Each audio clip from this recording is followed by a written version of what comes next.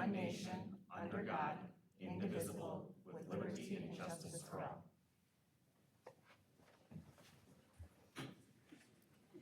Okay. Big Lake Schools CAP program overview. Welcome back.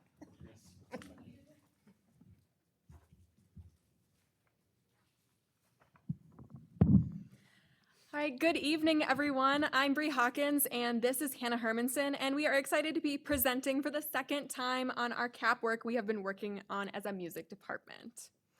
Next slide, please. Our CAP team is made up of our 8 music teachers from across all our buildings, with Minda serving as our administrative representative. In this process, we are able to collaborate with Purpich to facilitate the strategic process you will see today. Next slide. The Comprehensive Arts Planning Program is a statewide initiative that provides assistance to districts as they plan and implement comprehensive arts programs. This is based on the core belief that the arts are an essential component of education. We applied for the CAP program to reflect our commitment to providing an excellent music education for all Big Lake students. Next slide. This year, our team has worked to design a district-wide 3-year strategic plan. Implementation and execution of the goals will take place beginning next year and continuing through 2029. Throughout each stage of this cycle, the team will consistently evaluate progress to ensure the plan effectively meets the evolving needs of our students. Right now, we are in the process of finalizing our 3-year strategic plan to submit to Purpich at the end of this school year. Next slide. In Big Lake, excellence isn't just our goal, it is our identity. This strategic roadmap ensures our music program reflects that standard in every building for every student. To move from being a good program to a premier one, we have to look past the day-to-day and commit to a long-term vision. Our mission is to challenge, educate, and inspire every student to reach their highest level of achievement in academics, athletics, and the arts. Tonight, we are presenting 4 strategic directions that serve as our roadmap for doing exactly that. Our 4 strategic directions include aligning and unifying our instructional offerings, cultivating a musical community, enhancing our foundations to support musical excellence, and advocating and connecting to support our students, staff, and programming. That slide, perfect. We begin with our first strategic direction, aligning and unifying our instructional offerings. We are moving toward a unified K-12 department focused first on inclusive and equitable access, ensuring that every student, regardless of ability, building, or schedule, has a clear, high-quality pathway to musical mastery. And as we look at our current landscape, specialized adaptive music offerings are limited to only students in grades K through 5. This means that for our students with the most diverse learning needs, the specialized pathway to musical mastery currently reaches a cliff when they leave elementary school. Part of our strategic vision is to evaluate this vertical alignment of these programs. How do we ensure that a student's potential in Big Lake is defined by their own aspirations and work ethic, rather than by their physical or learning barriers, to ensure that every Hornet has a clear path to the stage? And this leads us directly into instructional innovation. We are currently exploring how to refine our structures to better support our secondary students, such as evaluating creative scheduling options and enhanced instructional models. We are investigating ways to integrate individualized instruction into the school day and exploring pathways for middle school students to participate in both band and choir. As we look at the evolving landscape of our surrounding districts, we are committed to ensuring Big Lake remains at the forefront. And at the same time, our standards of excellence ensures a vertically aligned curriculum. And this means a 5th grader is learning the exact foundational skills they need to excel in secondary ensembles. How does a unified curriculum create a sense of belonging that ensures the student remains engaged and driven in the musical arts for their entire 13-year journey? Next slide. Moving into strategic direction number 2, we are focused on cultivating a musical community. This is about moving beyond the idea of music as just another class period or a credit on a transcript. In Big Lake, we want the musical arts to be part of our DNA, a cornerstone of what it means to be a Hornet. We're working toward a culture where you don't just take music, you live it, and where our program is a point of pride that the whole community carries with them. That mission starts with creating data-informed connections.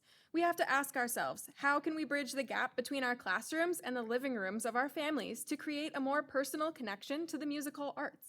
By launching K-12 surveys to understand the specific musical traditions and backgrounds of our Big Lake families, we can tailor our curriculum to resonate with our community's unique makeup. When students see their own heritage reflected in the music they study, we see a direct impact on engagement and long-term retention. Beyond the data, we are focused on advocacy and visibility. We want our Big Lake music programming to be celebrated far beyond the classroom. Through these community bridges, we are hopeful our students won't just remember the music they played, but the community that believed in them. When our neighbors see our students performing in the community, do they recognize the Hornet way, the respect, responsibility, fairness, kindness, and honesty shining through their work? By building these bridges, we ensure that being a musician in Big Lake is synonymous with being a leader. Next slide. Next, we have strategic direction number 3, supporting musical excellence. And this part of the plan is really about the foundation, making sure the physical tools and the curriculum we use every day are up to the task of supporting our students. And to get those exceptional results, we must provide high-quality environments. We are optimizing our environments and assets by properly maintaining our auditoriums and classrooms. Simply put, we want our spaces to match the high quality of our performances. And we realize there is a cost to this, and we hope to work with the district to come up with creative solutions. At the same time, we are evaluating curricular and community impact by reviewing our music libraries to ensure they are educationally rigorous and culturally relevant. When we pair high caliber music with well-maintained facilities, our performances begin to serve as a front porch for the district, welcoming our community in to witness a tangible return on their investment and ensuring that the first impression of Big Lake schools is always one of excellence. Next slide. This last strategic direction of advocating and connecting to support students, staff, and programming represents our vision for the systems that will keep our mission of excellence alive and thriving. We aim to prioritize operational transparency and stewardship by formalizing the partnership between our music teachers and building leaders. Our goal is to ensure our musical goals align with building-wide priorities. How can we work together to make the business side of our music program as fine-tuned and transparent as the performances we see on stage? We also aspire to expand our reach through community and family partnerships by exploring the launch of a district-wide K-12 Music Booster Club. To share our students' journey with the public, we would like to elevate our digital presence through a direct pipeline with our communications team, ensuring our community sees student success in real time. Finally, we hope to commit further to professional growth. A fantastic immediate opportunity for this is happening this summer on August 11th. Perpich is offering free professional development to our entire Big Lake music staff. This session is specifically designed to help us build a comprehensive K-12 scope and sequence, ensuring our teachers remain the best in state. How do we leverage this professional excellence to build a culture of advocacy so strong that our music program becomes the heartbeat of our Big Lake community? Together, we aren't just building a music program, we are building a musical community. Let's continue to set the tempo for excellence and show the world what it looks like when Big Lake Schools hits its highest note. Our students are ready to take the stage, and with this roadmap, we are ready to support them every step of the way. Next slide. As we look towards the future, we'd like to share a few ways that you as the school board can continue to support our K-12 music program. First, we ask that you continue to advocate for robust music programming across all grade levels. Your voice ensures that a strong musical foundation is a guarantee for every student in our district. And beyond the boardroom, we'd love to have you join us at our concerts and musicals. And in this academic year alone, there are still opportunities to witness at least one performance in every building, and seeing you in the audience means the world to our students. And by standing with us in these ways, you aren't just supporting a department, you are fueling the roadmap of our strategic directions to best support our students. Next slide. So thank you so much. And what questions do you have for us? I heard you mention Booster Club. I'd like you to tell me a little bit more about that. Do you already have the plans in place for that, or is it just something that's starting up? Yeah, we are very much in the brainstorming phase of that for sure. So our next step would definitely be looking into the logistical side of what does it take to make something like that happen. But I know that we're really interested in building that support for our students K through 12.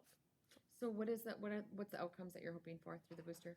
Yeah, so the outcomes would be hopefully some financial assistance for things that we would like to help with supporting our students, and also to build that community and that community bridge between families, the community, and our students for sure.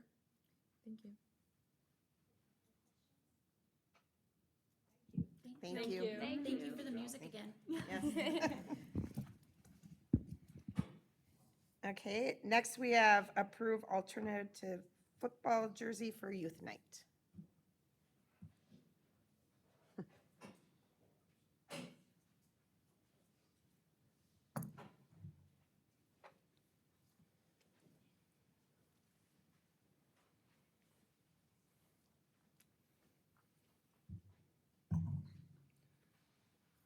All right. Hello, everyone. My name is Nick Shriver. I'm the varsity head football coach here at Big Lake High School, as well as a high school English teacher just down the road here.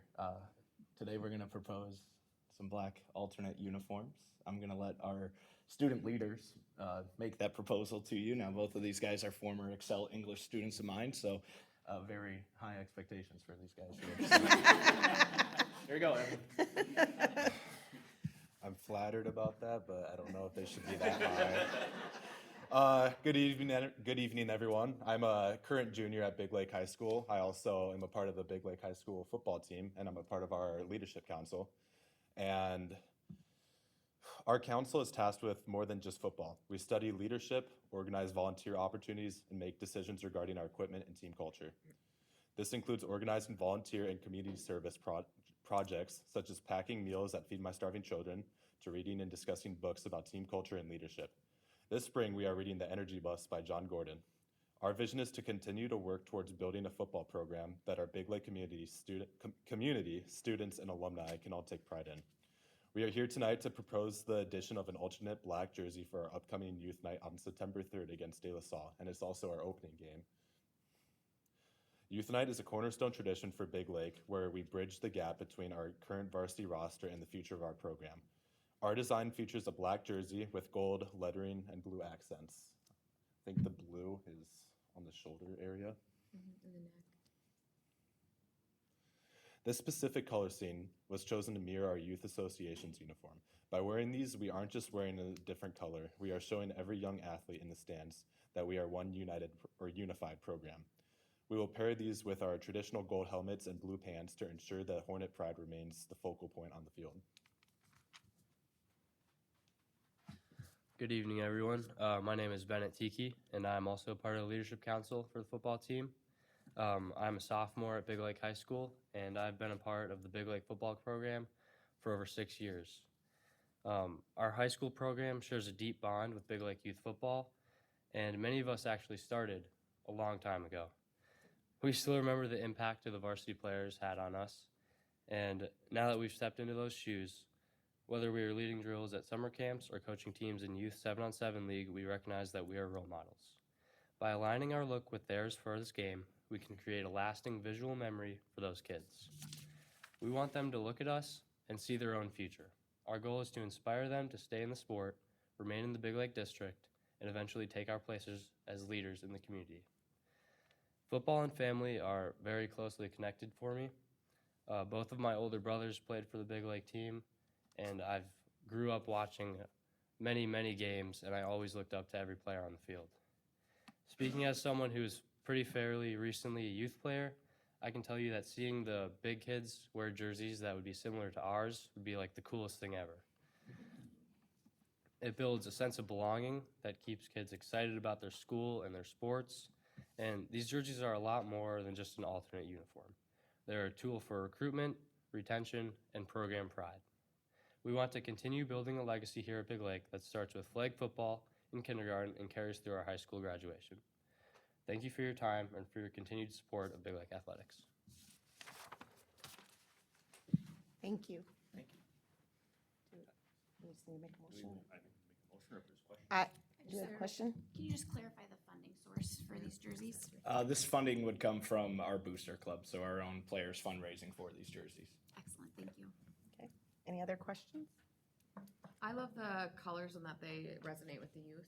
I think the youth have had black for as long as I can remember, so I'll make a motion to approve the black jersey. Motion made by Sixberry. I'll second the motion. Any other discussion? All in favor? Aye. Aye. Opposed? Motion carries. Thank you. Thank you. Thanks. Big Lake Robotics Season Review.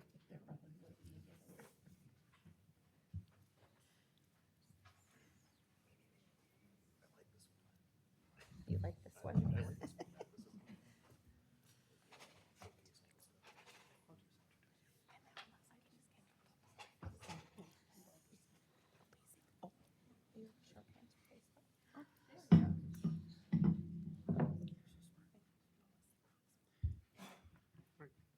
Hello, everyone. I am Ben Lauterbach. I am the head coach of the Big Lake Robotics team.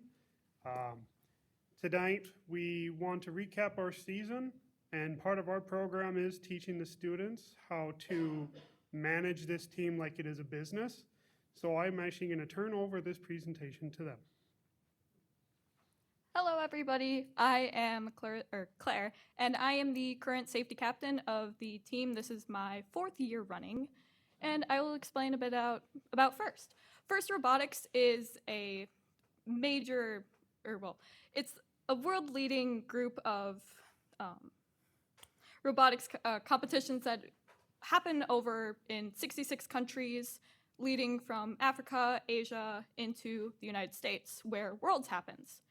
It happens from 5th grade it happens from 1st grade up until 12th grade, and there are 3 separate leagues. There's First Lego League, which is the younger students, and then First Tech Challenge, which is the middle group, and then what we compete in is FRC, which you can see our robot. It's not very Lego-y or has any Vex parts about it. And we typically go from the age of 14, which is 7th grade, into our current 12th grade. And the teams are larger, robots are larger, and pieces can get destroyed on field. Next slide. So we are 18 students. We compete, or our grade level goes from 7th and 12th grade. And we went to 2 competitions this year. Great Northern Regional, that was in Grand Forks, North Dakota, and Granite City, which was in St. Cloud. All right, so this will be...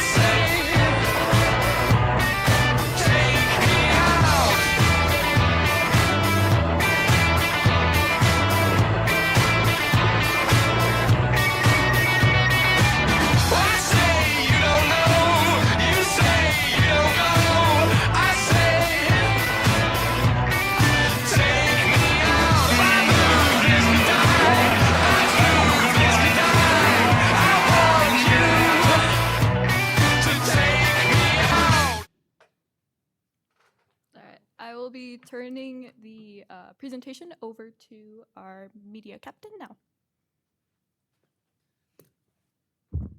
Hello, everybody. I'm Soren Shabilian. This is my second year on Big Lake Robotics team. I am the media captain, and I'm going to be talking to you guys about community impact and what our business side of the team does. So this is at the Big Lake Community Fair, sponsored by the Chamber of Conference and hosted by Big Lake High School. It welcomes hundreds of people each year. We have our own booth. We talk about our team, what we do, and how we give back to our community. There's some of our pictures. We have our potato mascot, we have games to play, and we give out our merchandise. Also sponsored by the Chamber of Conference, that showcases local companies and programs. Families get to drive Tater Tot, our small outreach bot, and learn more about the team. Tater Tot is a smaller scale kind of robot like that. Doesn't shoot, but it still drives around. It has a drive base, and you can move it around with a little joystick. You back, forth, side to side, and allows little kids to like feel what driving a robot would be like on a field. Next slide. Every year we participate in the Spudfest Parade, and we get to showcase our program while using a custom-built robot that launches candy and bags of potato chips into the audience with more information about how the program, how to join the program, and what it does, and how you can be in it. At STEM Night, it's hosted by Big Lake Schools. It showcases their STEM programs offered. Over 1,000 people attend. Kids get to drive the Tater Tot robot again, and they get stickers or plush potatoes, again, our merchandise. This year we won the first imagery award. This award recognizes attractiveness in mechanics and engineering, as well as having consistent visuals and branding, as well as an overall team appearance. Capital investments. So right here on our first section, we have our Bamboo Labs A1 and X1 carbon. They can quickly print prototypes, custom parts, fidgets for giveaways and tools. They're just some 3D printers, but we use them a lot, and that's why they are very important to us. Our cameras are used to film our robot recap videos, which we post on YouTube. We do our competition videos, which we also post on YouTube, and other events like Spudfest or STEM Night. And then our Swerve drive base, which is on the robot right now, it gives a more advanced drivetrain to us for a more competitive advantage over tank drive, which allows us to move in different directions diagonally or whatever, opposed to the tank drive system, which can only move forward, backward.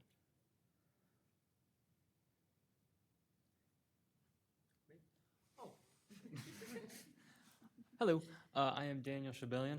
This is my 4th year on the team, and I am the fabrication and build captain. Something like that. Anyway, each year, or at least the last 2 years, we have done kind of a split system on our team. We have the more experienced and the older students work on the full competition robot that you see in front of you right now. This robot is what we actually go and compete in. And then our, freshmen and our, first year students and people that might not be as experienced work on our KitBot, which I don't know if we have any pictures. Is there a picture or no? Yeah, there we go.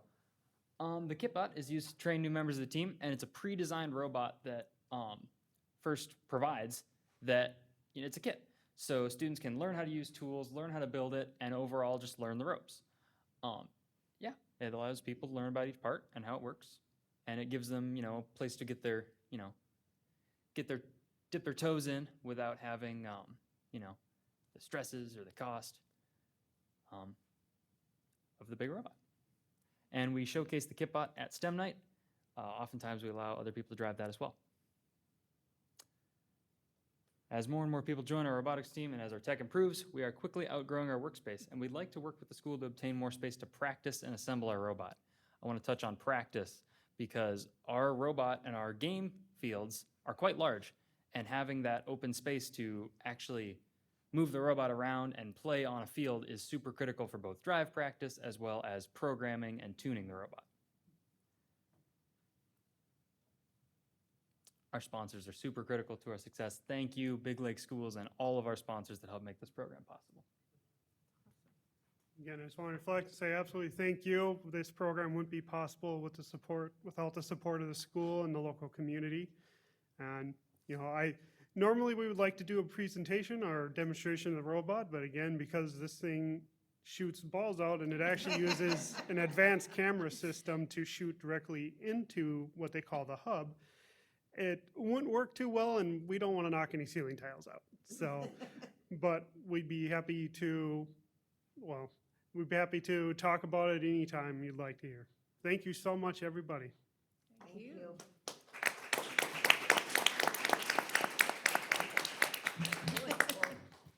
So I just want to say one thing quick. So I've had the honor of being able to attend some of these competitions, and I just want to say what a great job this group of students, led by the coaches, do in representing Big Lake schools and our Big Lake community. It kind of touched in the video, the pits where people go back and they go from booth to booth and they check out and they see what other teams are like. And our students are always incredibly gracious and excited to talk to new people. They're excited and willing to talk about their robot or their design, even when it's super stressful and they're trying to fix something. They stop and they answer people's questions. So I just think that's a wonderful reflection of the skills and leadership that we're putting into the students in Big Lake here, and they just do a great job representing us. Thank you. Thank you. Anybody have any questions for us? Any- Yes. How do you decide to do something different each year? To do a different model? I'm gonna use the word model, I don't know. Do you want to touch on it? So every year, the first comes out with a name for it, Okay. for the game, but we don't know it until around early January. Oh. And then on that day, it gets released and we see the entire game. As well, it comes with an entire new set of rules for us Okay. that we have to go over. So last year, our robot was very tall because it had to place PVC pipes, known as coral, onto different racks. Okay. And then this year is a lot more different because you shoot balls into a funnel. Okay, fine. Do you like that it changes? It is very fun. It also gets there's a lot of versatility, and you don't know what to expect Okay, besides like just the theme of the game. okay, So cool. I like that. Any other questions? Thank you very much. Thank you. Thank you.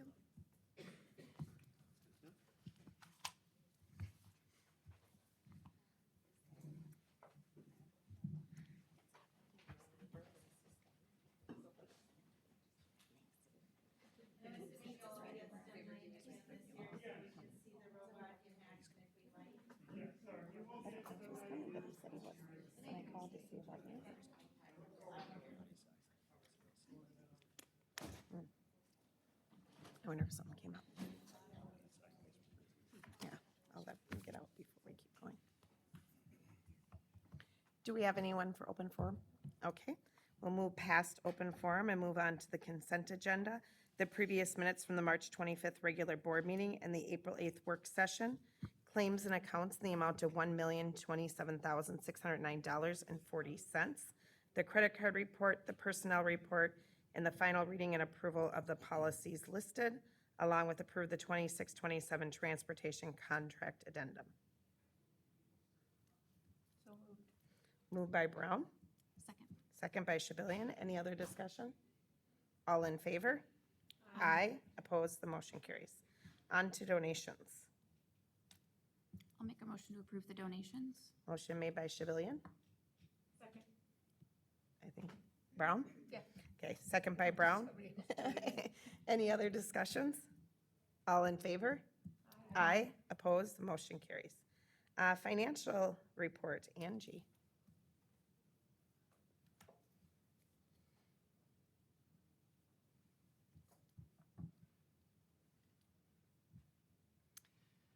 Very brief financial report this evening. I'm just going to go over enrollment. We didn't have any budget revisions. But again, we have some more good news on enrollment. We had another increase from month over month. And you can see, I think it's the orange bars above the yellow bar. And the growth this month seemed to be in the elementary, both at Liberty and Liberty and Independence.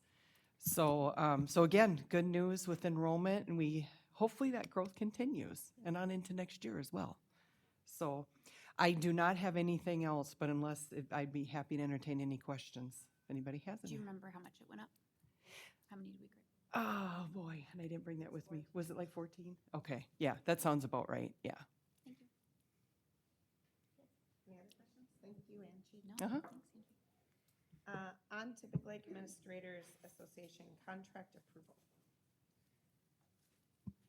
Yes, Madam Chair, members of the board. I know Tanya and Chelsea and Sue kind of took the lead on this, so I'm not sure if you want to provide any commentary. I know that it was a cordial back and forth and ended within board parameters, and it's recommended for approval this evening. I'll make a motion to approve the administrative agreement between Independent School District 727 and the Big Lake Administrators Association. Second. Motion made by Shibillion, second by Sixberry. Any other discussion? All in favor? Aye. Opposed? Motion carries. Okay, resolution for non-renewal of teaching contracts. Yes, Madam Chair, members of the board, similar to last month, we do have some additional non-renewals for some teaching contracts listed below. As I mentioned before, some have to do with not being licensed in certain areas, and others have to do with other reasons. But at this point, I would recommend approval of this non-renewal list. I'll make a motion to approve the non-renewals. Motion made by Shibillion, Second. second by Brown. Any other questions? Resolution, so roll call vote. Right? Correct. Okay, roll call vote. We'll start now with Sixberry. Aye. Hancock. Aye. Reesner, aye. Shibillion. Aye. Brown. Aye. The motion carries. Teacher unrequested leave of absence. Yes, Madam Chair, members of the board, similar to, we are releasing a few teachers here, but what makes this a actually a unrequested leave of absence is these are teachers that are currently in continuing contract. And just a reminder to the board, these reductions for these two positions, these individuals will be placed on unrequested leave. They do have the option to come back within 5 years. Into a licensed area that they possess. And they would have to do callbacks every spring just to see if there's a position available to them, and then they would have a right to that position. And because they are placed on this leave, it is a 5-year duration. There is actually 2 resolutions placed in here that we have to do separate, one for each individual. So you want us to do? Make a motion and then do a resolution based For on each the one. approval of, yes, Okay, please. do like person one, in person, Sure. like, because we can't, Sure. we can't see who it is. Yes, Okay, yes. Megan Prunes. okay. Over there, okay. I will make a motion to,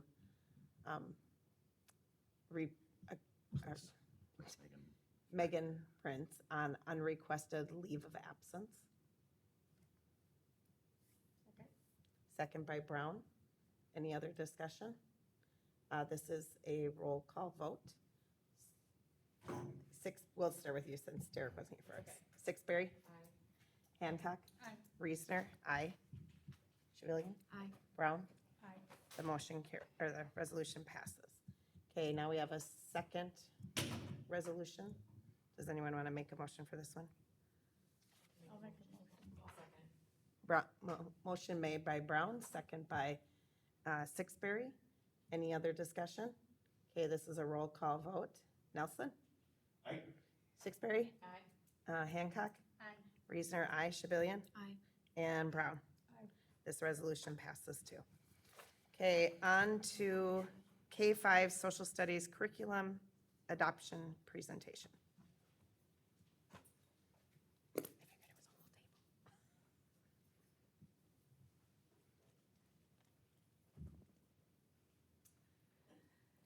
Good evening, Board. We will be here in both April and May talking about social studies and math, and tonight we're going to bring to you a recommendation for a K-5 adoption for social studies for Big Lake schools.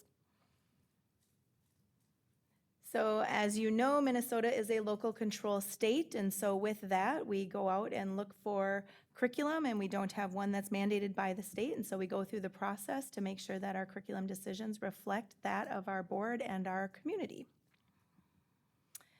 So it aligns with our strategic plan, so making sure that we have a rigorous evidence-based curriculum, engaging all students, and developing the critical civic skills that we would expect for our students. It also follows our Big Lake curriculum review process, which you are all very familiar with right now. And so, but I do want to call your attention to social studies is in the adoption cycle for this year. Math would have been next year, but as we've talked about for the past 4 years, we understand that we needed math earlier than that. That was on our needs assessment, and so we moved that up a year. These are the members of our K-5 Social Studies Committee. Some of them are with me this evening. I do also want to call attention to our Social Studies Committee members started out as math committee members and worked through the new learnings of the math pedagogy change. And then in January, they flipped over to social studies, also had to learn the new instructional strategies of social studies and review social studies curriculum. So these people have really done double duty to learn about the best curriculum that we can have for our students. So the adoption cycle for social studies, we did do our research and design. We gathered our data, we analyzed our needs. Our social studies curriculum in K-5 was very, very outdated, and so keeping what we had wasn't even an option for us. And so then we went into that reviewing of materials and looking for the materials that would align with our standards. We're now bringing it to the board for approval, and then this fall we will go into implementation. For the shifts in the 2021 social studies standards as compared to the 2011 social studies standards, and I think you're all getting to understand that just because it's called the 2021, it will be implemented in 2026. That's the great timeline of MDE. So it really centers on student inquiry, which we're going to see in a minute, the whole instructional shift. It also emphasizes that disciplinary literacy. We've talked a lot about the READ Act, about literacy goals, and so we want a curriculum that really blends that literacy with the social studies standards. Also, K-8 is changing to go into fully interdisciplinary. So they used to have lead disciplines in each grade, whereas now those anchor standards are seen throughout K-8, and they'll just have topics. These version of the standards also adds ethnic studies strand throughout the grade levels.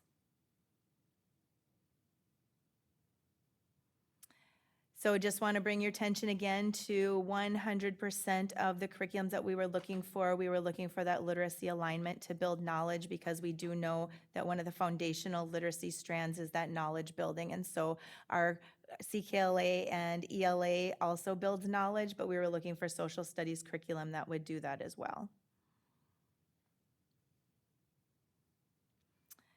The C3 framework, so this is what we talked about with that new instructional practices, and so C3 framework really centers around inquiry, making sure that we're developing questions, sparking students' curiosity, applying those disciplinary skills from history and geography. We're also evaluating our evidence, and primary and secondary sources are very important to this, and then also asking students to take action and have their informed decisions that they could see throughout their community. And with that, I will turn this over to our teachers to tell you what we've selected. Hi, my name is Kaylee Richmond. I am a kindergarten teacher at Liberty. So what we really liked about this curriculum is that it had direct alignment with the state benchmarks. So we really made sure to look at all of our options that we had. And this one really did do all the aligning that we needed. It's interactive, it's tactile weekly newspapers. So we also liked for our K3, like how interactive it is, and with our timing of how much we're allotted to social studies, it's a quick engagement and gets right to the point. And it's also scaffolded for emergent readers, so we also like that as well. Thank you. Hi, I'm Madison Wallace. I'm a first grade teacher. We chose Studies Weekly. We felt it was developmentally appropriate, engaging for our students. Lots of enrichment opportunities, interviews, virtual field trips, and then that literacy extension. They can be sent home each week for families to share and read over with their student. Supports current standards, diverse learners, and then it is inquiry-based. So each magazine or newspaper has one question that you're kind of working towards throughout that whole magazine. Hi, I'm Karen Priest. I am a fifth grade social studies and language arts teacher at Independence. We, as fourth and fifth grade teachers, chose to go with the teacher created materials, which is a curriculum that is created here in Minnesota. So it really aligns well with our Minnesota state standards. We felt that this was a better bridge between elementary to middle school. So they have that easier transition into middle school. We have inquiry kits with this curriculum, which we really like, that gives us those artifacts, those maps, different things that the kids can analyze. With Indy and our STEM strategies, it works really well with their critical thinking, and continue to allow us to use those inquiry and research-based questions with our students. And it gives us the flexibility with differentiation from lower students that need a little bit of extra boost to challenging our higher flyers. Hi, I'm Samantha Kroll. I teach fourth grade over at Independence. I'm self-contained, so I teach all of the core subjects. For this one, we chose the TCM. They aligned with all of those state standards, especially going into that disciplinary model of having the ethnic studies there as well. We were really searching for what do you have in that area, and they were able to answer all those questions. Online platform was very user-friendly, not only for us as teachers, but also for family and students being able to share. It wasn't going home and having, Mom, I forgot my email again, and trying to get in. There was something where it was easy to be able to share so that everybody has access. Cross-curricular and going down into the CKLA topics. Reading is a beast, and it's a lot to teach, and so having a curriculum that really pairs well with it. It goes into the primary sources. It talks about that for each unit, the enrichment opportunities and such. And that was something that we were able to get clarification on. Of TCM is someone that said, yes, we would sit down with you and be able to create a pacing guide that would work with what time you have. And especially with the flexibility going forth and then into fifth, and then even more so and beyond, talking about what can we do for our students, be able to not only accommodate their needs now, but then looking into the future. Those CKLA topics and what they had available for our units just paired really well with one another. Assessment and STEM integration, PBLs or project-based learning assessments at the end. That was something that we really like. We have we have the STEM lab, and we would love to be able to talk to our STEM integrationists of saying, hey, here's what we have. What could we do with this to go even beyond? Being able to use all of those STEM kits and the Kiva planks and all of that, and how are we able to kind of integrate all of that into, you give students something and they go in and they say, hey, this is great. And it's like, yeah, learning, but they don't really know all the time, but they're there. And so being able to kind of give them that project opportunity. Some STEM integration, we have a number of them that we are able to integrate in. There's graffiti boards, give one, get one. Dyads are commonly known, purposeful grouping and such. The 4 C's, not to be confused with 3C. We have critical thinking, collaboration, communication, and then also creativity as well. This is just something that kind of covers all of those bases and gives us also some say in, we have this much time. So instead of trying to feel like we're trying to just get through it, it's something where we definitely want that quality over quantity. So this was just something that we thought that would work really well with our upper elementary. All right, so I also want to point out, since we are doing K-12 social studies and K-12 math, that was a lot, and so I kind of asked for some additional help. So Casey Young, our assistant principal at Liberty, was the one that helped us with our K-5 adoption of social studies. So she really led this group to this process, and so with that, our final recommendation is adoption of Studies Weekly K-3 and of TCM, Teacher Created Materials 4-5. I also need to come to the board, and usually you will hear me say I come with a 5 years, 6 years, something like that. Being that we're still working on those other pieces, Angie and I are working very much on budgets, and so I don't have that quite yet. So when I come back in May, you'll hear more details and I'll have better numbers for you. But we do know that these are the curriculum resources that we are presenting to the board recommending for adoption. I'll make a motion to approve Studies Weekly for K-3 and Teacher Created Materials for 4-5 for social studies. Okay, motion made by Shabilian, I'll second. Any other discussion? All in favor? Aye. Opposed? Motion carries. Thank you. Thank you.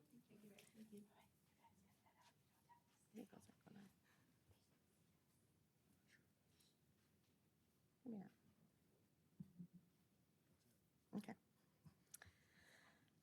Approve updated 26-27 school calendar. Okay. Madam Chair, members of the board, this was a last-minute addition, but it was actually, I think, a good idea for the board to at least consider. In the current approved calendar, the first day of school is on a Tuesday, so they go to school on Tuesday, Wednesday, Thursday, Friday. That butts right up to Labor Day. And what is being proposed instead is for the first day of school to be on Monday, Tuesday, Wednesday, Thursday, and then have Friday off so that everyone can have a longer Labor Day weekend, which is similar to what our teachers have experienced during workshop week. It was one of those things that Kim and I and we look at this calendar no less than 1,000 times, and all of a sudden this was brought up as an idea. It has been reviewed by BLEM as well as BLA, and they both are in favor of this change. It's relatively minor, but I do think that some families may actually prefer a longer Labor Day versus a longer weekend before Labor Day. So if that makes sense, I would recommend that we make this minor change. We would do our due diligence to communicate this out. And again, what's currently approved is the start of school going Tuesday, Wednesday, Thursday, Friday, right up to Labor Day.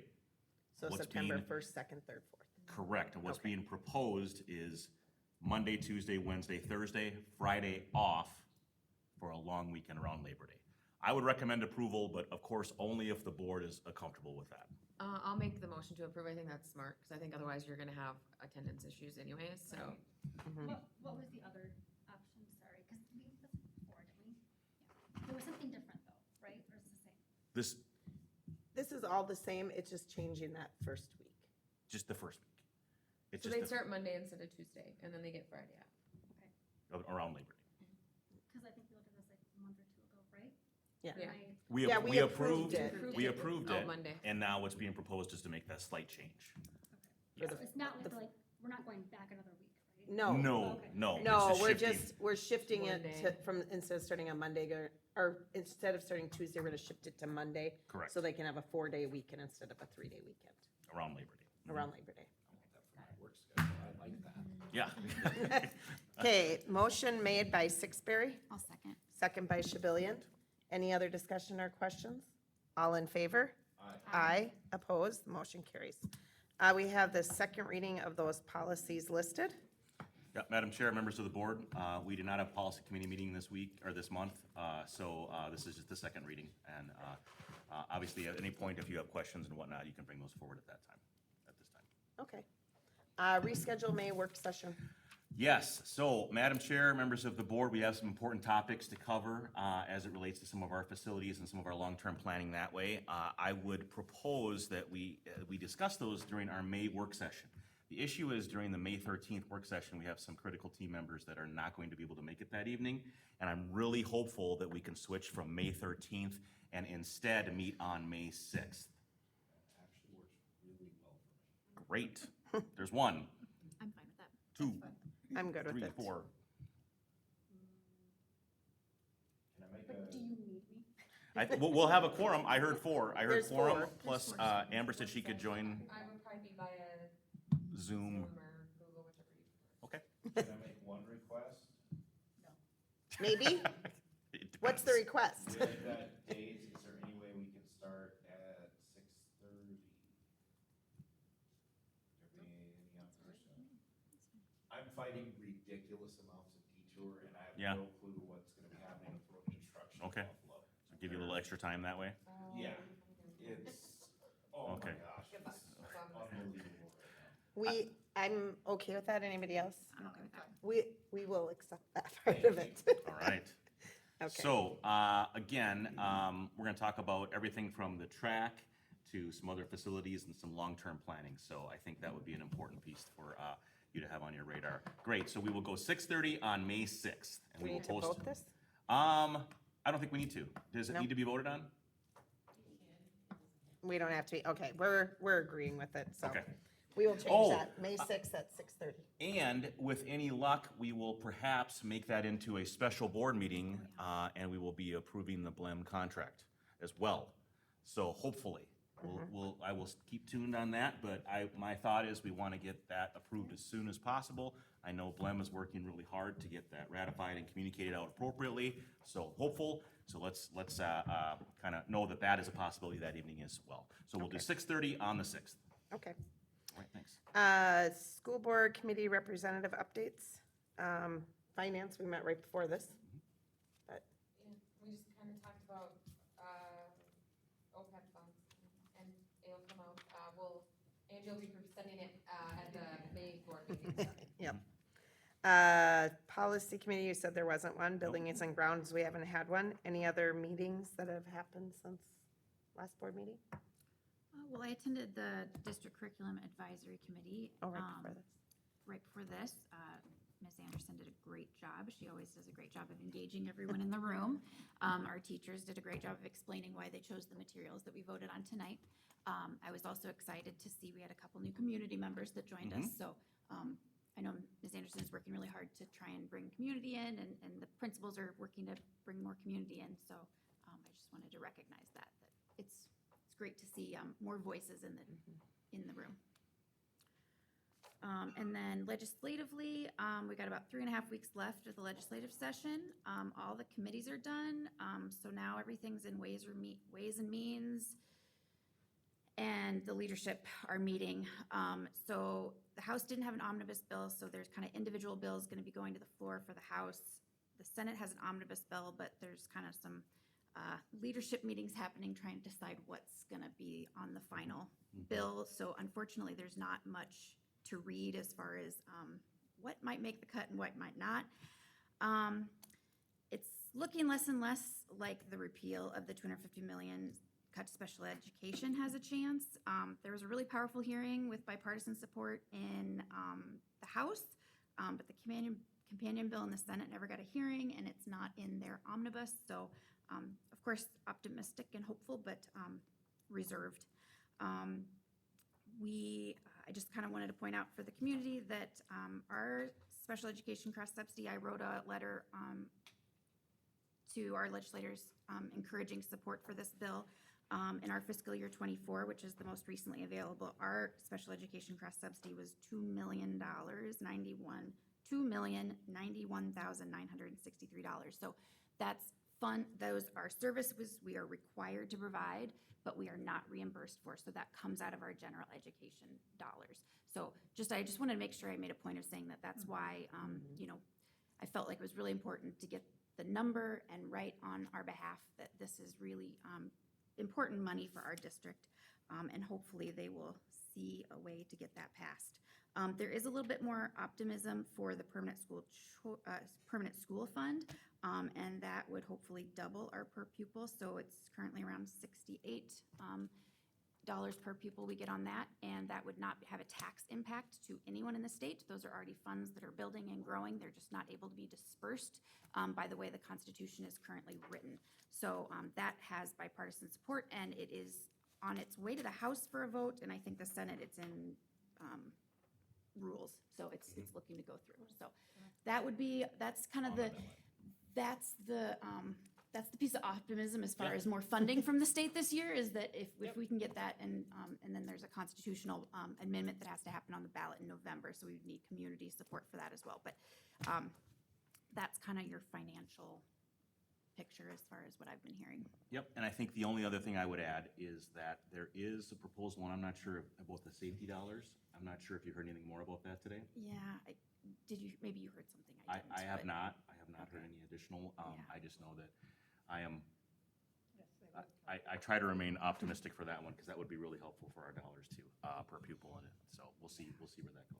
There was some infighting in the committee meeting I watched, and so I'm not sure that it's going to make it through. But Yeah, that's what makes it really challenging, because people's versions of how safety should be handled are different opinions and things like that. But I do want to just draw attention. It's interesting. I brought this up at the principal meeting as well. Is that we talk about SAF, formerly known as C, and the reasons why it's such an important group and how we're represented there because of the discrepancy between funding sources. But I want to draw your attention. I know just recently Wayzata was able to pass a bond referendum for a $500 million high school facility bond.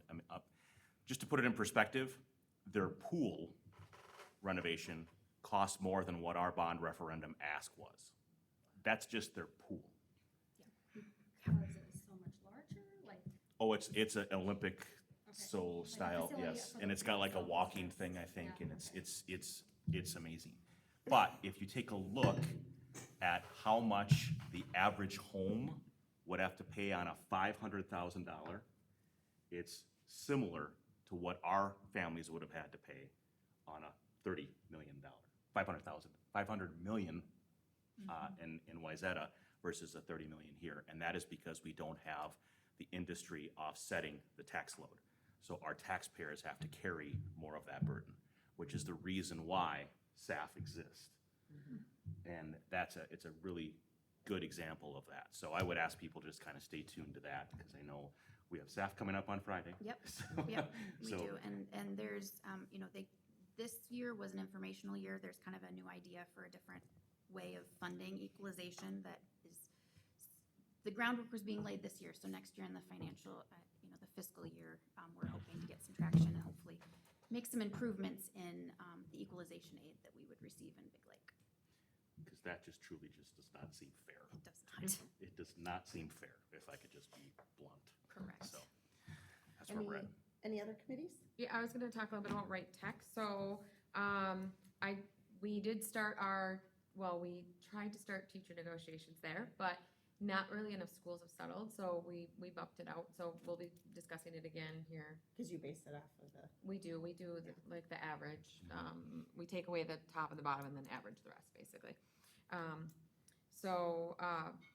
We started that process, so I'll keep you updated on that. And then as they did the HOSA, which is the Future Health Professionals, yeah. the leadership conference, and I just wanted to give a kind of a shout out. We had Big Lake had a big, we had some kids really show up. So Layla, I'm gonna probably totally destroy these names, so I'm sorry in advance. But Layla Erie, first place in occupational therapy, 5th place in nursing assistant.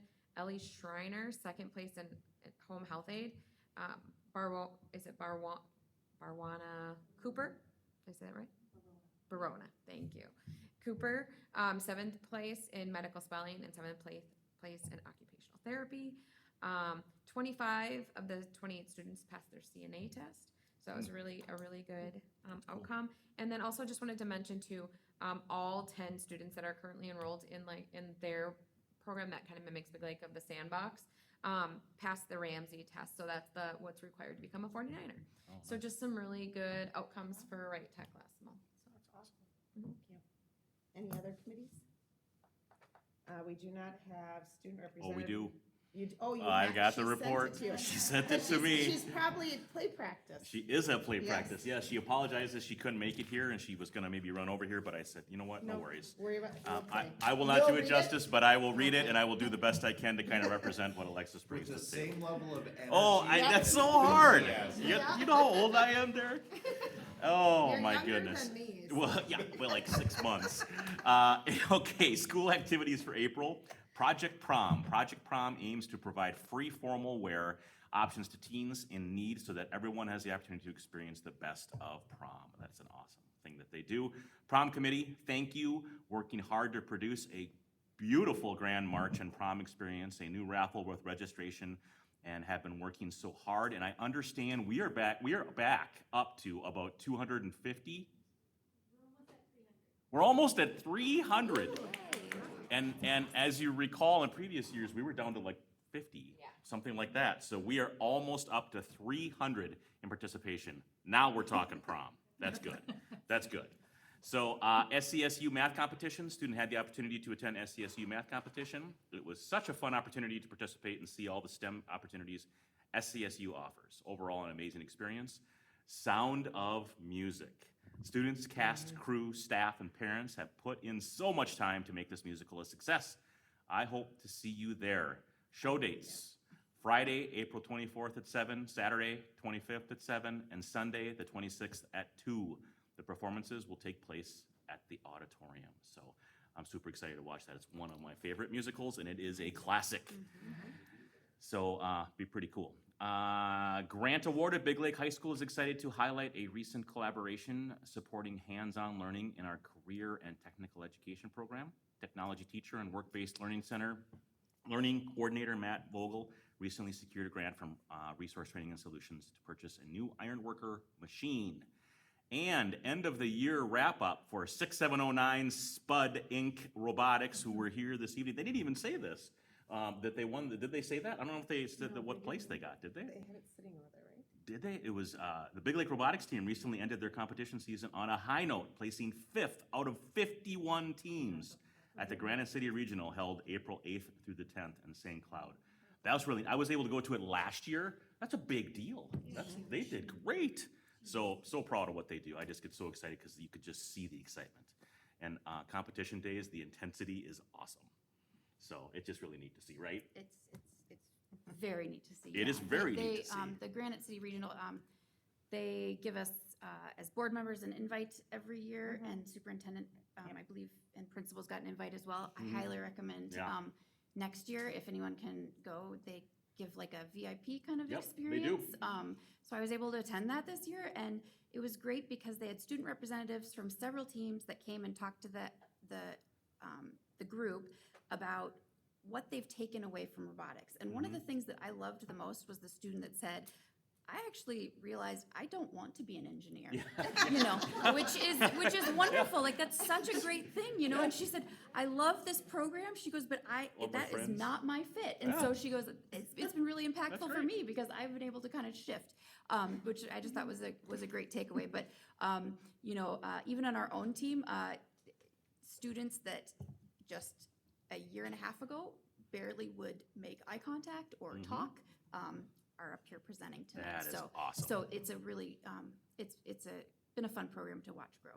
They did, yes, absolutely. That's neat stuff. And the good news continues because also we had a Big Lake student artist bring home Best in Show. The Big Lake High School submitted 8 artworks to the Paramount Center for the Arts juried exhibition and competition. In total, only 10 awards were presented. And the Big Lake High School senior Cameron Lundy took Best of Show. So that's a big deal at the Paramount Center. So super cool. Arts are rocking and rolling. That's fantastic. Hornets Helping Hornets during National Volunteer Month. The high school EPIC and YDYS members recently joined forces to prepare for Backpack Buddies, which is always a great program.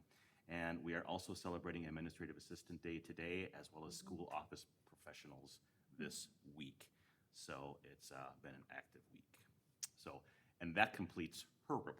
I was just saying, now it's your turn. Yes, You and need I to do follow have it. a few things. Now I need to follow all those things. So, well, another exciting news here. It's that time of year, folks. We have graduation, and you are all invited. So I want to just get this on your calendar plenty in advance. It's May 29th at 7:30. It's up at the high school. I'm going to send you more information about when and where you need to meet and whatnot, and you usually get a parking pass of some sort as well, because it's an action-packed evening. Inside, I guess. It's inside, yes. So we should be good to go. Also, next month, just letting you know that we will have, with the proposed additional revenue, we will be having a credit card hearing. Whenever we increase that, we have to have a hearing. So to start the meeting next month, we will have we will explain the increases, and then we will offer the opportunity for anybody to speak that would like to, and then we'll jump right into a regular meeting. So I just kind of want to let you know that's what's happening next month. Middle school service learning. The members of the local Lions Club were at the middle school today to conduct a ribbon cutting ceremony for the Next Trex bench. So I don't know if you knew about this, where they were collecting plastic bags. I don't know about you, but I've always got way too many plastic bags in my home. But get this, they presented it to the entire 6th grade class, all of whom participated in collecting 1,000 pounds of plastic during the year as a part of a service learning allied course. So when you think about that, 1,000 pounds of like plastic bags. Earlier this year, a group of 6th grade students met with the Lions to form a school community partnership, and today culminated that partnership.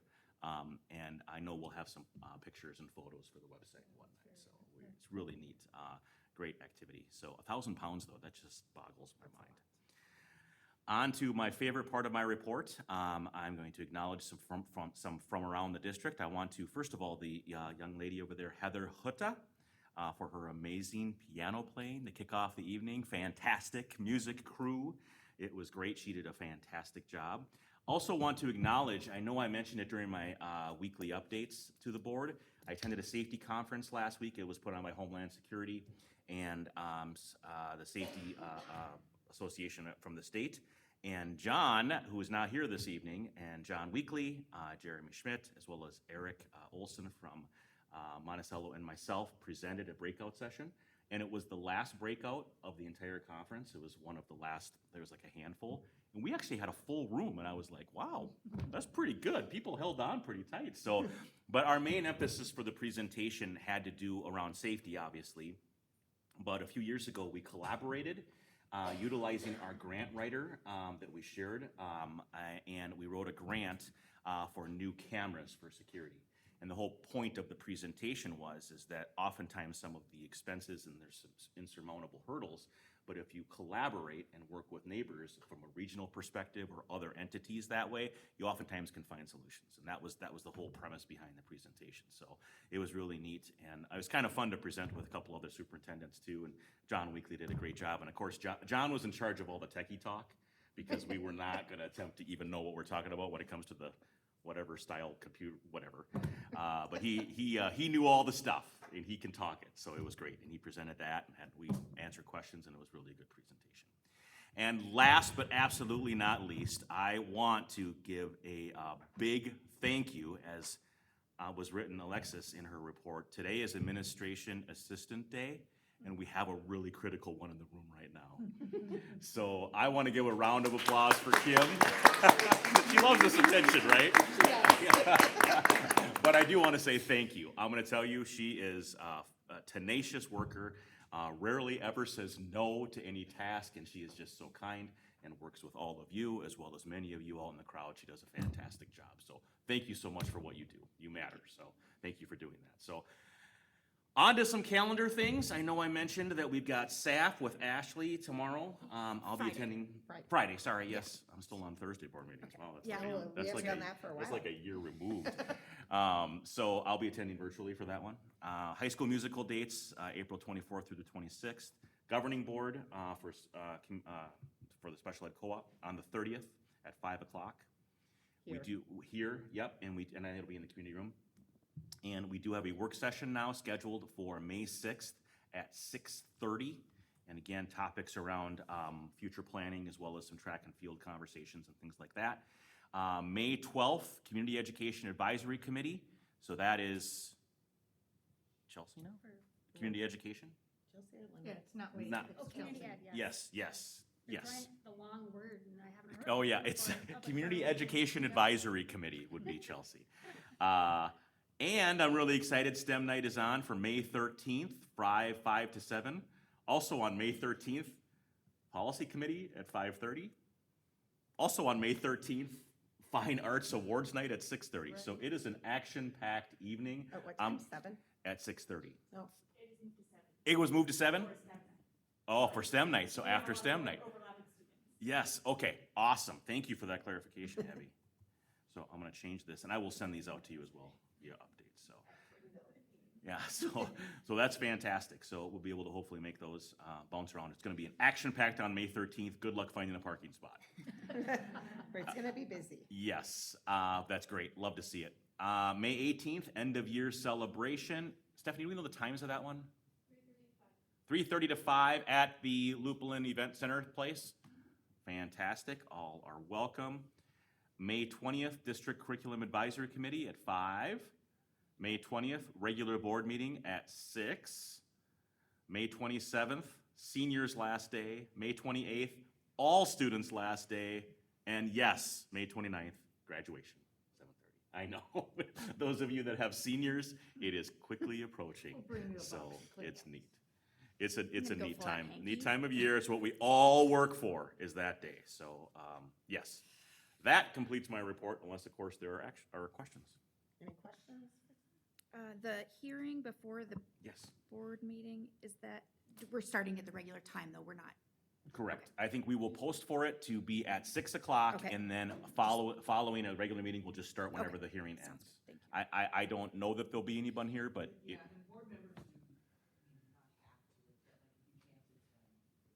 No, I just wanted to make sure, because I know like with the Truth and taxation and Truth and stuff. You know, we taxation. normally, well, I guess we're at 6 now, but, you know, we normally would start early when there's a public hearing, so I just wanted to clarify that we're Yep. starting at the same time. Same time. Okay. Anything else? Okay. I will make a motion to adjourn the meeting.